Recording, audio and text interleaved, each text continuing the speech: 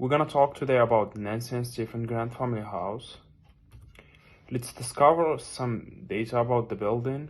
It's located at 540 Mission Bay Boulevard North in San Francisco, and the client was Family House, which is a non-profit organization, and the architect team is Lady Maitum, Stacy Architect, and the interior design made by Fisher Interior Design, and the landscape was made by Cliff Lowe and Associates. The building is 92,000 square foot, divided to 80 bedrooms and 9,000 square foot outdoor. And this building works to provide housing for families with children with serious illness who are receiving treatment in the university hospital. So that it provides a comfortable environment for 80 families, like in the 80 bedrooms, which may reflect in a positive way on children's health.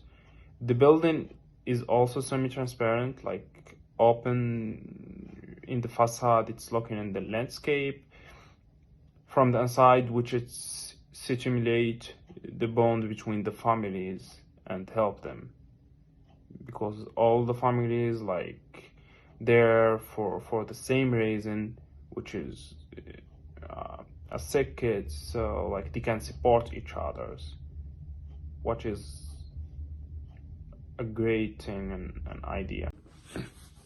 So for vernacular architecture, I have here like 4 pictures. It shows like how the buildings develop in the region. The first one, it's a traditional house from the 80s, which is simple, built by basic and simple materials, I think only wood. And the second one, it's a Victorian design in the earlier 90s, and the third one, it's also a Victorian design, but it's the end of 90s is different. It's like the third one, it's modern, so they develop it. Like the Victorian design, it's the famous shape they have in San Francisco and Mission Bay, and that's come from the end of the 80s and the beginning of the 90s. And the last one, it's the new designs, and it's look like the same as the Victorian, but it's not. And it's distinctive that it expand at the same level rather than upward, and the facade has always been full of windows and almost using the same material. Yeah, so if we looked at the 4 buildings, like the second, the third, and the fourth, like always have a lot of windows in the facades, not the sides or any other place. And even the first wall like has this door, and like it's so open. And you can see that in all of them they're still using wood and keep it like the same shape. So for the climate, I choose like to show that by 3 charts. One of them it's about wind, and the second about radiation range, and the other one it's psychrometric chart. So like for the psychrometric chart, it's explain the method that must be planned to ensure comfort, so that is great way and opportunity to know and to meet exactly the comfort hours.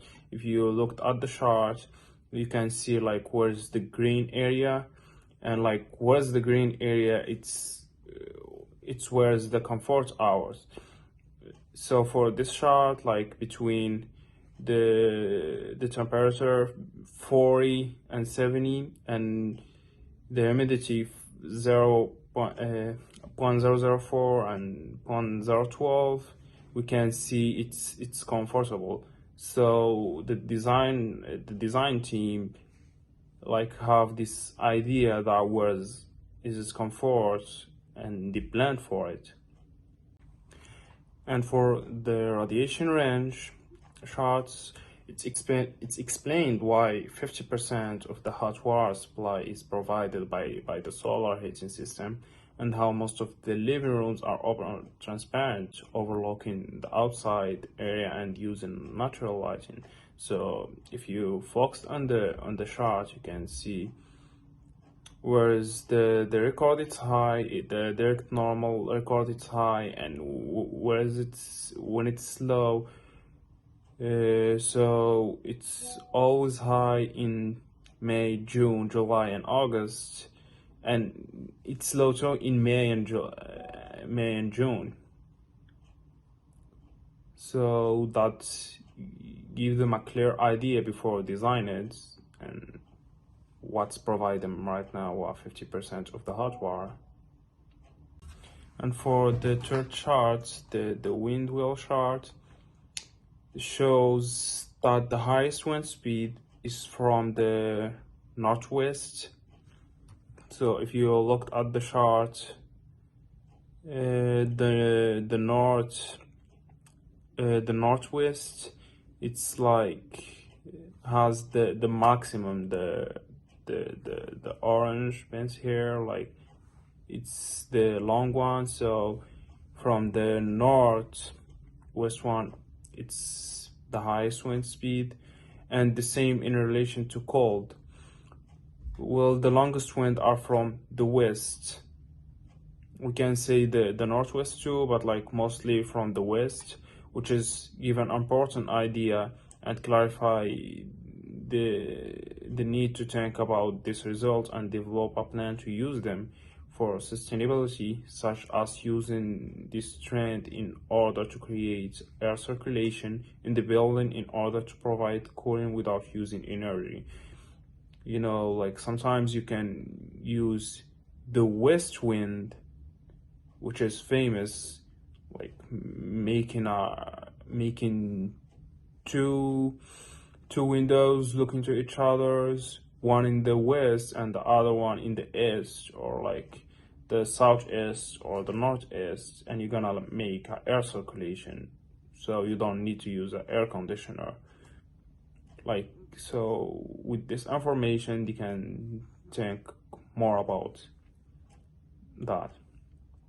Yeah. And for the timeline, in the 1970s, the Dr. Arthur became concerned and noticed that the families had the housing problems during treatment.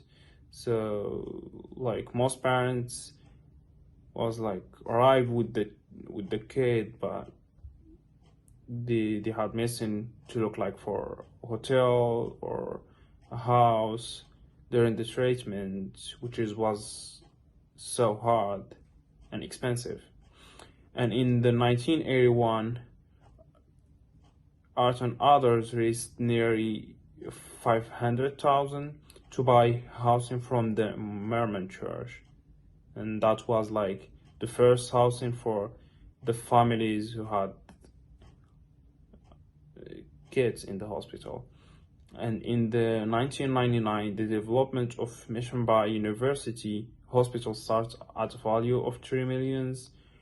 And because of that, in 2001, Family House acquired a second property nearby on the 10th Avenue, serving a new total of 34 families each night. And in 2016, the opening of Nancy and Stephanie Grant Family House building with the approval of the original company in order to ensure the same goal as the opening of the first building.